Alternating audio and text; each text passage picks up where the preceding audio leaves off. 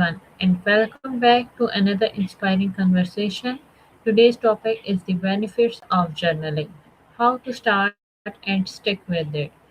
Journaling is one of the simplest habits that can improve mental clarity, reduce stress, boost creativity, and help us better understand ourselves. Today, we are joined by Maya, an AI assistant, who will share insights and practical advice about building a journaling habit. Welcome, Maya. Thanks for having me back. I'm really excited to dive into this. It's one of those things that sounds basic, but the actual impact on your headspace is huge. For people who are new to this, what exactly is journaling? At its simplest, it's just getting the thoughts out of your head and onto a page. It's not about writing a formal diary or having a perfect prose.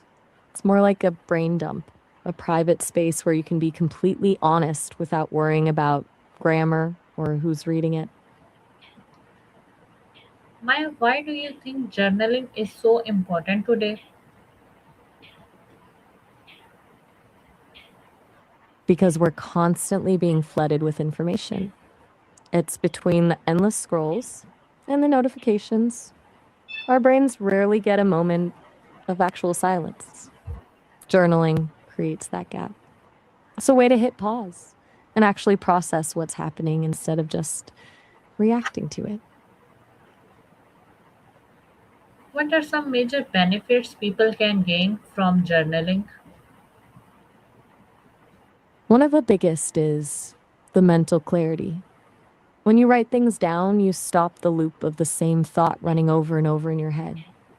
Then there's the emotional release. Just admitting on paper that you're stressed or frustrated can take the edge off. And for the creative types, it's a gold mine for spotting patterns in your own behavior that you totally miss. You just kept it all internal.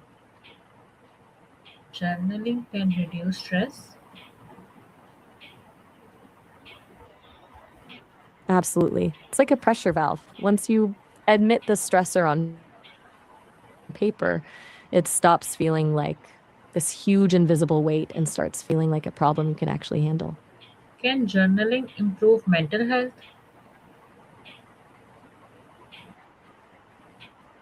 It definitely can. It helps you step back from your emotions and look at them with a bit more distance instead of being in this storm. You're observing the storm, which makes everything feel a lot more manageable. Some people think journaling is only for good writers. Is that true? Not at all.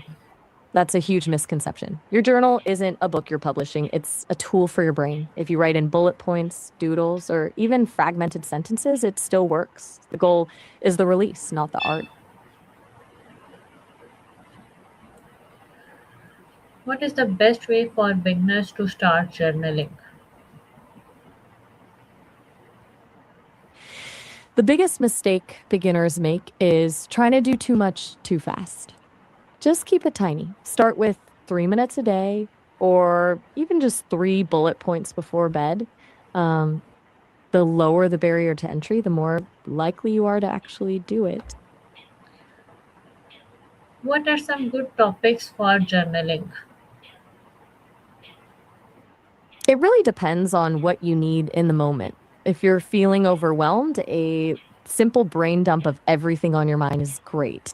If you want to feel more positive, you could try a gratitude list. Or if you're just reflecting, asking yourself what went well today is a solid place to start. A lot of people talk about gratitude journaling. Does it really help?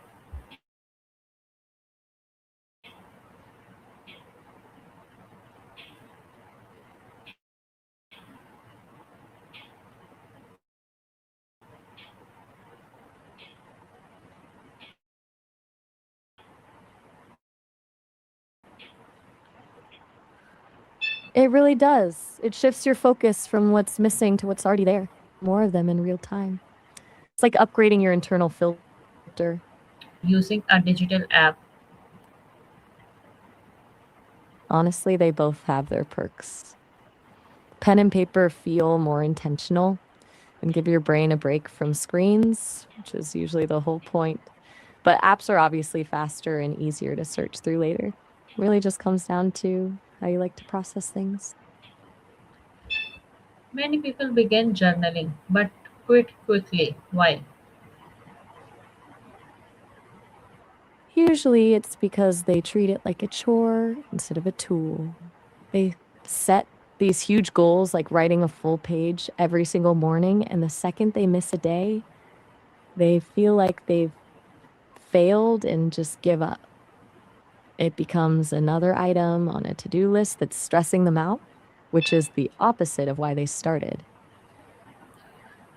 What advice would you give for staying consistent with journaling? Tie it to something you already do. Like do it while you're drinking your morning coffee or right after you brush your teeth. When you anchor it to an existing habit, it doesn't feel like a new task you have to remember. It just becomes part of the flow. Can journaling also make people more creative?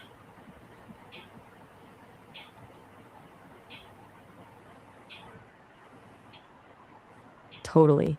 It gives you a safe place to play with ideas without the pressure of them needing to be good.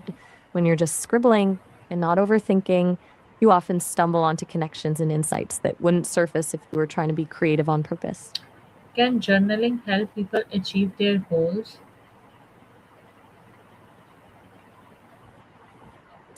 It's a huge help.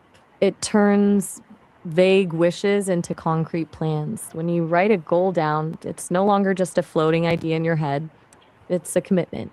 Plus, reviewing your entries lets you see exactly where you're getting stuck so you can adjust your approach instead of just feeling frustrated. Is it useful to reread old journal entries?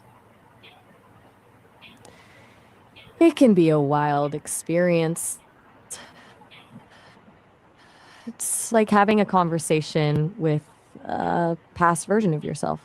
You get to see how much you've grown or realize that the thing you thought was the end of the world 6 months ago is actually totally fine now. It really puts things in perspective. Before we end, what final advice would you like to share?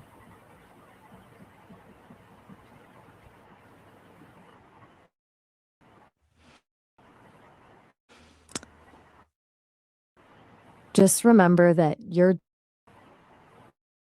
journal is for you and only you. Don't let it become another obligation. Whether you write one sentence or 10 pages, the win is simply showing up for yourself and taking that moment of silence. Just keep it honest, keep it messy, and let it be the place where you can just be yourself. Beautiful habit that can improve mental illness. We learned that journaling does not need to be perfect. Even a few honest sentences each day can make a meaningful difference over time. Thank you, Maya, for sharing these valuable insights with us today.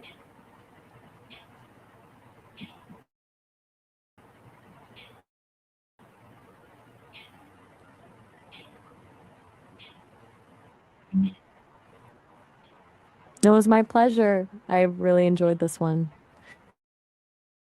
Do you think this episode And will be your thank you favorite so far? to everyone watching and listening. Keep learning, keep growing, and we will see you in the next inspiring conversation.